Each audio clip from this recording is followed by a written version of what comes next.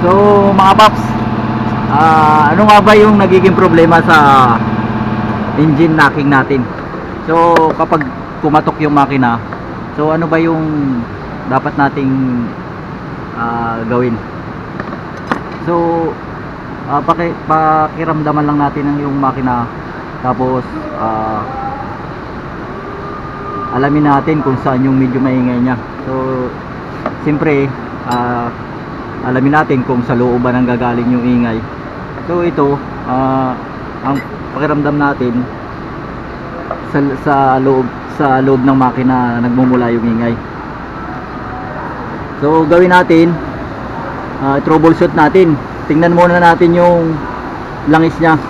So i-drain natin yung oil pan.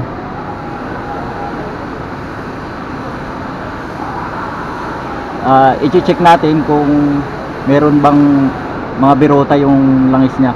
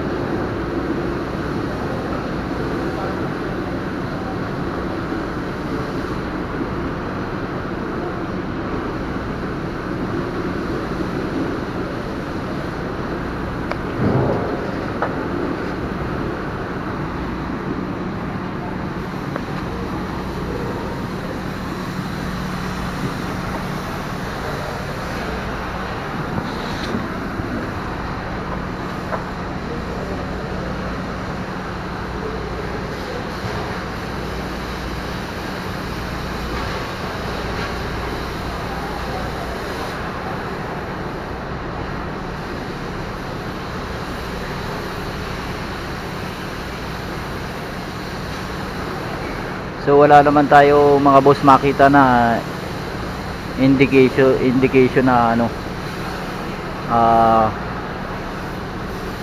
katok yung ano natin, makina. Hindi na, kumbaga ano, parang hindi naman siya naikutan ng bearing. So susunod natin, i-check lang natin yung pinaka valve cover.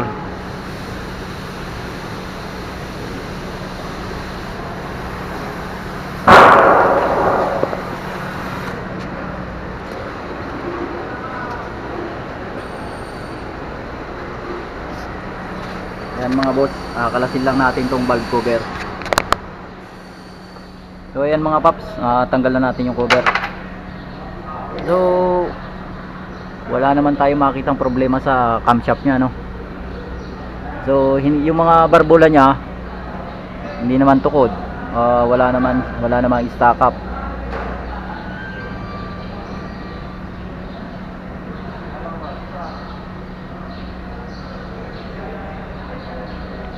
So next step natin mga boss, So tanggalin natin tong cylinder head.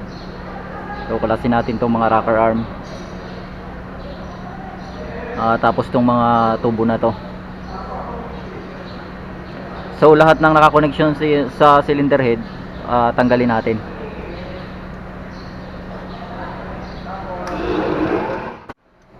Yan.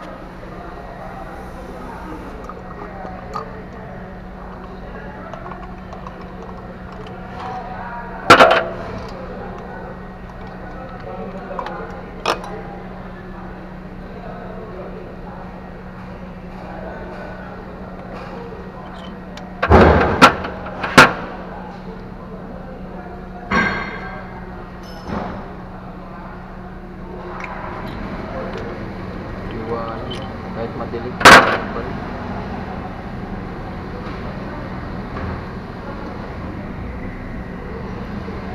Ano ito? Napakawin na lang. Ha?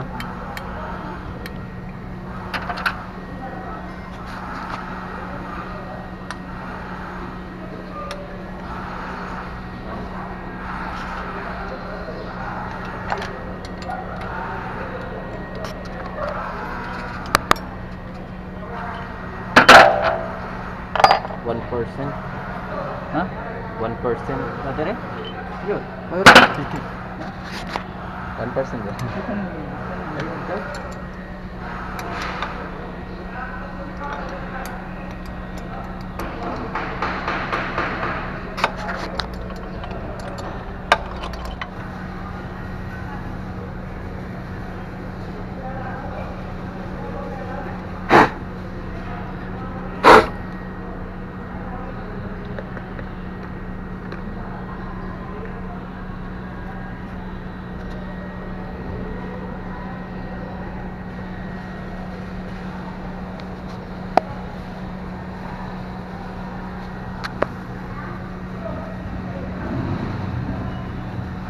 So ayan mga paps, nabaklas na natin yung cylinder head.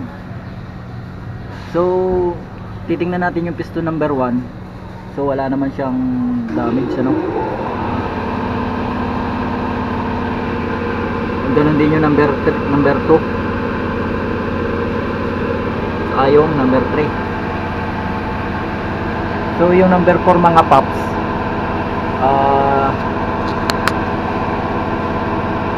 dito tayo nagka-problema sa number 4.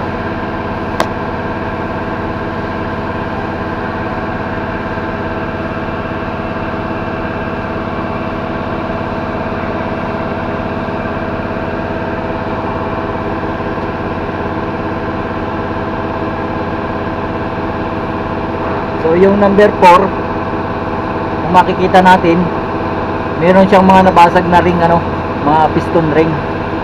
So ito yung indication na nag-engine hacking tayo.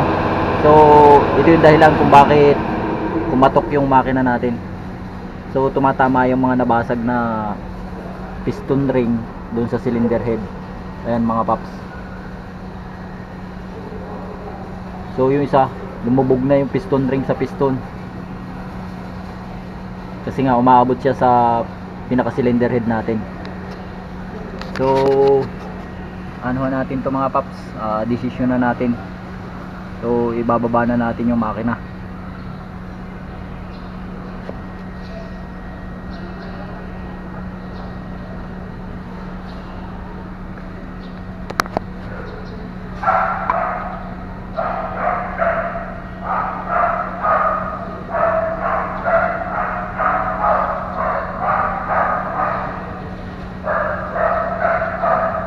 Pag inuga natin yung piston ring, yung piston, pinaka piston niya mga paps, so napakalaki na ng uga, maluwag na yung piston. So tsaka yung pag sinalat natin yung pinaka liner niya, masasalat natin na napakalaki na ng kinain. So parang lubog na yung pinaka liner natin.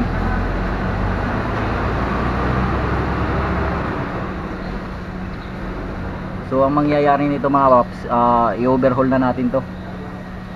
Ibababa na natin.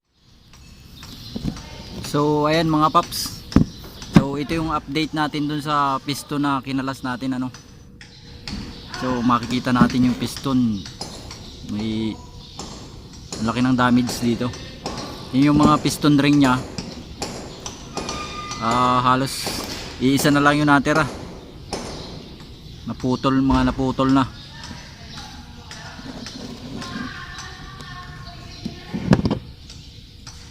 So ito yung mga piston ring nya sa ibabaw, yung ibang nadurog. Makikita natin bumao na yung mga piston ring, yung mga dudurog na piston ring.